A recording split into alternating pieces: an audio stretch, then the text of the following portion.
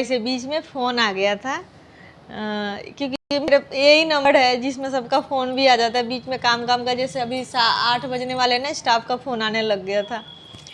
तो गाइस मैं इस पता नहीं कहाँ थी।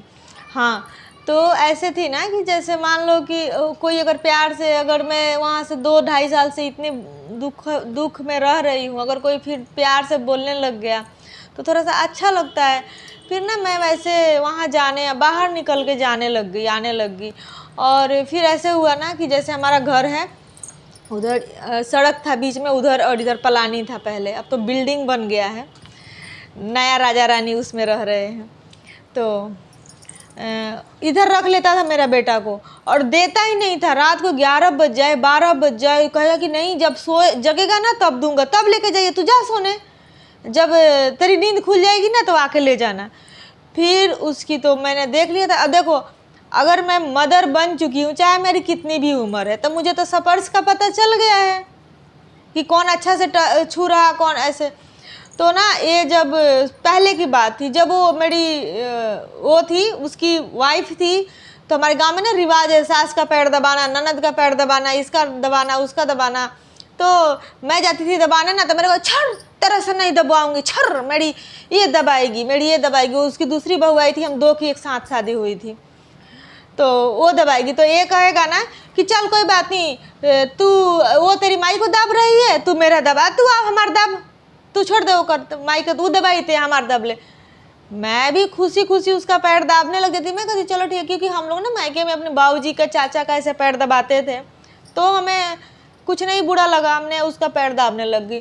फिर उस टाइम ऐसा कहता था ना, मेरा पैर दबा, मेरा पैर, कोई नहीं होता था, रात को अंधेरे में मेरा पैर दबा, मेरा पैर दबा।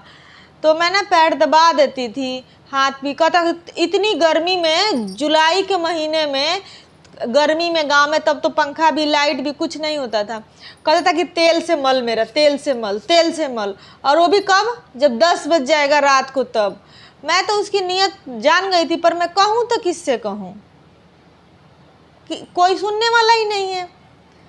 तो बीच बीच में ऐसी सारी कई हरकतें हुई थी, तो मैंने इसको बताया था, तो ये कहता था चल कोई बात नहीं, तेरे छोटे भाई जैसे है, अगर उन्होंने कुछ बोल भी दिया तो क्या हो गया।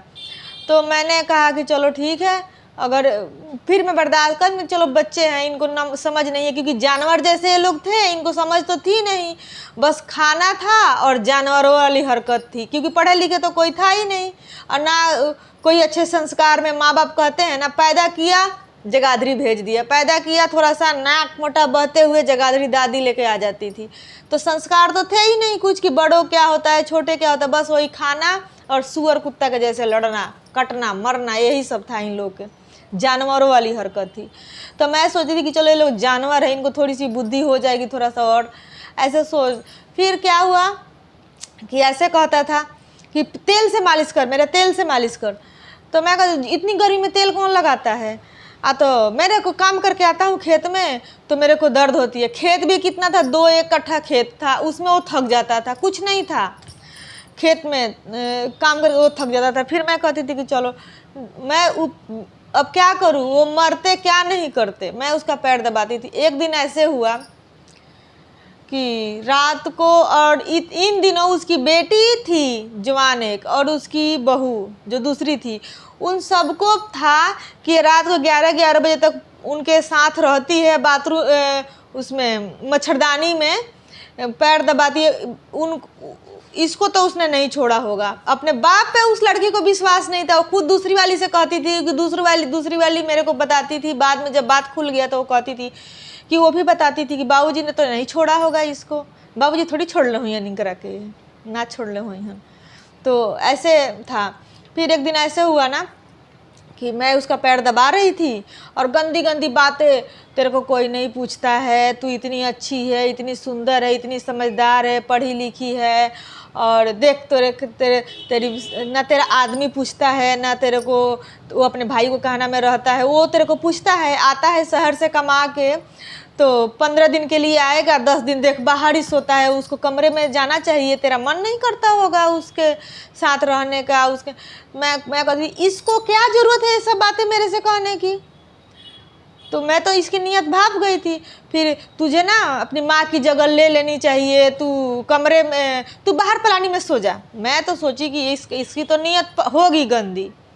अगर मैं पलानी में बाहर सो गई, रात को इसने कोई हरकत कर दिया, अगर मैंने शोर शराबा किया, तो सबको पता है कि ये तो दूसरे मकान में रहती है, वो भी पीछे वाले रूम में, तो ये आधी रात को यहाँ आई कैसे?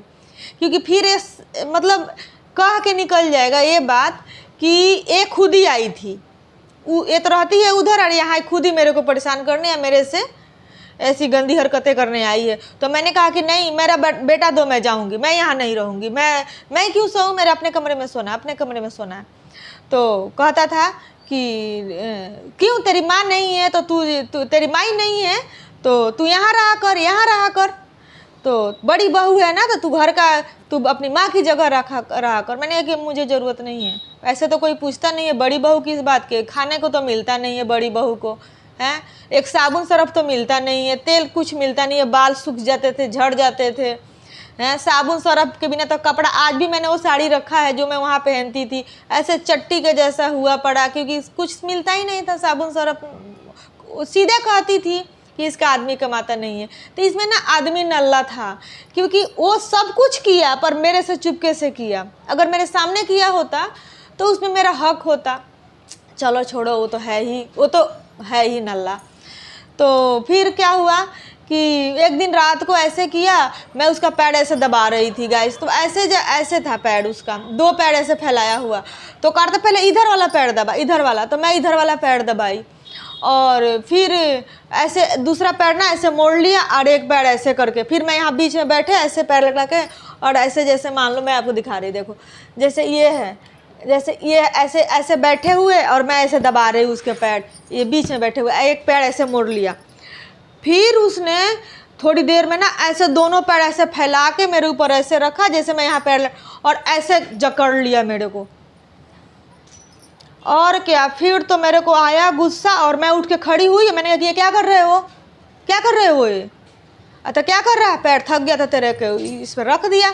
मैंने कहा कि ये कौन सी हरकत है, दो मेरा बेटा उठा के। और मैंने अपने बेटा उठाया, दे नहीं रहा था, कह रहा कि ज़्यादा होशियार बन, मैंने कि सबको बताऊंगी।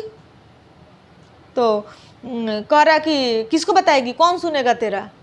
मैंने कि कोई भी नहीं रहा, तो जाओ उसको बताओ, तेरे काम है कोई। मैंने कि ठीक है कोई बात, कोई काम का नहीं है ना, तो मैं तो हूँ ना, वो नहीं, तो उसको हम जैसे कहेंगे वैसे ही करेगा। तो मैंने कहा कि चलो कोई बात नहीं, वो जैसे कहे, पर मैं तो नहीं करूँगी ना, वो करेगा। तो मैं अपने बेटा उठाई, 3-4 महीने का था, छोटा सा, यानी जनवरी में लास्ट में हुआ था, ये जुलाई की बात थी, 5-6 महीने का होगा।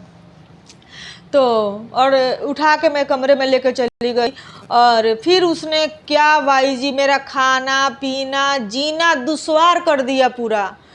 और कि इसको खाना नहीं देना, इसको पानी नहीं देना, इसको सारा कुछ, मतलब फिर मैंने अपनी दादी साहब को बताया कि दादी ऐसे ऐसे ना इन्होंने किया है मेरे साथ। तो मेरी दादी तो चलो बेचारी मर गई, मैंने व्रत रखा है नवरात्रि का, अगर मैं गलत हूँ तो। मेरी दादी ने कहा कि इतना नतिया के थी हो गई बा कि तो कहेंगे कह दिलक हो कि आवे ओकरा के। फिर बुलाई उसको, अब बुला के नतिया तेहंगा कैले है पतो के संगे, केहू के ना छोड़ले, भगनी के ना छोड़ले, केहू के ना छोड़ले पतो के। फिर ना उसने ना ऐसे, मेरी दादी का ना बुजुर्ग थी, 100 साल की थी वो, 100 साल करीब हो गई होगी, ऐसे पकड़ के ना बाजू ऐसे खींच दिया, उनका ना ये वाला हिस्सा टूट गया, ये वाला हड्डी का।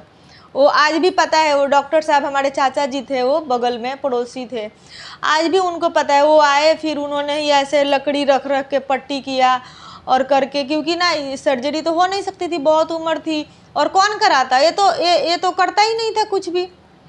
तो ऐसे करके, और फिर उस दिन इसने बोला कि तेरे को ना मैं जीने नहीं दूंगा, तू क्या सोचती है कि मैं तेरे को छोड़, अगर तू मेरी नहीं हुई ना तो मैं तेरे को कहीं का नहीं रहने दूंगा, और ना तेरे को कभी यहाँ रहने, तेरे को कभी ज़िंदगी में चैन से नहीं रहने दूंगा। मैंने कहा कि चल ठीक है, जा जो करना है कर लिए। फिर गाइस इसने ऐसे किया कि 1 हफ्ता फिर भी मैंने वेट किया, ये ना मेरा खाना पीना सब कुछ दुश्वार, बड़ा दुख दिया। खाना नहीं बनवाता था, 2-4 रोटी बनवा के अपने पलानी में लेके चला जाएगा। अब मैं किसको कहूँ, कौन सुनने वाला है। जो दूसरी थी वो उसको मिल जाता था, क्योंकि वो प्रेग्नेंट थी, वो उसको दे देते थे खाना, और उसकी एक बेटी थी। तो फिर मैंने उसको बोला कि देखो ऐसे, मैंने जब दादी सास को अपने बताया तो दादी ने मेरे बोला ये ऐसे ही किया है, जगाधरी में भी कई औरतों के साथ ऐसे किया है और अपनी भगनी के साथ भी ऐसे किया है, कि मतलब मैं नाम नहीं रखूँगी उनका, पर अगर वो मेरी वीडियो देखती होंगी तो उनको पता चल। तो मेरी दादी ने नाम भी बताया मुझे कि उसके साथ भी इसने ऐसे किया था, उसको तो उसके साथ तो कर चुका था गलत काम, तो इसने अपनी बहू बेटी नहीं छोड़ा, नरक में जाएगा, ये बहुत उन्होंने गाली दिया। और इसके बाद से ना वो फिर घर चूता था, बारिश आती थी ना घर चूता था, फिर कहने लग गया लास्ट में जब इसकी कोई भी नहीं मतलब चली ना, तो इसने, क्योंकि मेरा सुनने वाला ही कोई नहीं था, कौन सुनने वाला था, माँ बाप थे ही नहीं सुनने वाले, एक भाई है तो वो भी ऐसे ही है, उस बेचारे को इतनी है ही नहीं, एक भौजाई है तो वो अपने मायके ही रहती है, उसको किसी चीज़ से कोई मतलब नहीं है, चाहे ससुराल वाले लोग से, उसको अपने मायके से ही मतलब है। तो आज भी, और ससुराल में कौन है, एक आदमी है तो वो कह रहा कोई बात नहीं, घर की इज्जत है, और घर की इज्जत घर में ही है तो क्या हो गया, वो सीधे कहता था। तो और एक नल्ला है जो ससुर है, वो ऐसी ऐसी हर, तो सीधे कहता था कि कौन सुनेगा तेरा, किसको बताएगी, बता जा, जिसको बताना है बता दे, कोई है तेरा सुनने वाला। फिर लास्ट में कहने लग गया कि मैं ना घर में ही आऊँगा, अब घर में मैं देखूँगा रात को ना घर कहाँ कहाँ चूता है, बारिश आएगी तो तुम दोनों पलानी में, अपनी दूसरी बहू को और तुम पलानी में जाकर सो, मैं घर में सोऊंगा। फिर क्या, फिर तो मुझे लगा कि अब अगर ये घर में सोएगा फिर तो मेरी इज्जत नहीं बचेगी, क्योंकि ना मेरे दरवाज़ा, 2 दरवाजे थे रूम में, एक दरवाज़ा भी खोल दिया था, जो 2 पल्ले होते ना, एक दरवाज़ा भी खोल के रख दिया था कि मैं दरवाज़ा कैसे बंद करके सोऊंगी। फिर मैंने कहा अपनी दादी से कि दादी मैं ना कल चली जाऊंगी अपने घर। दादी रोने लगी, क्यों जाएगी, क्यों, मैंने कहा कि तो क्या करूंगी, अगर ये मेरे को खाना देते नहीं है, रहने छोटा सा बच्चा है, दूध पीता है, क्या करूंगी मैं। तो दादी ये नहीं बताया था मैंने दादी को कि मैं कल ही जाऊँ, मैंने कि मैं दादी चली जाऊंगी घर। अब हमारे तरफ ना लड़की को अपने आप आना बहुत ही गलत माना जाता है, तो पर क्या करूँ, अब मैंने बड़े सोचा, बहुत सोची, मैंने कहा कि अगर मैं चली गई तो इज्जत चली जाएगी मेरे बाप की कि इसकी बेटी भाग कर आ गई, अगर मैं यहाँ रह गई तो मेरी इज्जत नहीं बचेगी, तो क्या करूँ। सबसे अच्छा यही है कि अगर लोग कहेंगे ही ना कि हाँ चलो भाग के आ गई, पर ये तो मैं तो अपनी नज़र में नहीं, मेरी धर्म तो नहीं भ्रष्ट होगी। फिर ना मैं एक दिन सुबह अपने घर चली गई, वहाँ मैं गई, वहाँ ना मेरे चाची को बताया, मतलब 2-4 लोगों को बताया, फिर मेरी चाची, सब लोगों ने कहा कि मारेंगे उसको आया तो। फिर इसके बाद से एक गया वहाँ पे उसका बेटा, तो उसके बेटे को सबने बताया, तो कह रहा कि हाँ मुझे पता है मेरे बाप ऐसे ही है, उन्होंने ना ऐसे कई औरतों के साथ किए हैं, चल कोई बात नहीं, तू ना किसी को ना बताइए, तो मैं उनको पूछूंगा। मैंने कहा कि ठीक है, मेरे सामने नहीं पूछना, पर उनको पूछना जरूर कि आपने मेरी बीबी के साथ ऐसे क्यों किया है। तो गाइज अभी तो ये हो गया इतना सा, ठीक है। अब उसने मेरे को ये बोला था कि तेरे को ज़िंदगी में कभी चैन से नहीं रहने दूंगा, क्योंकि वो थोड़ा सा तांत्रिक भी है, तंत्र मंत्र भी विद्या जानता है, थोड़ा वो डायन नहीं कहते हैं उस टाइप का है, डायन, दोनों हस्बैंड वाइफ ऐसे ही है।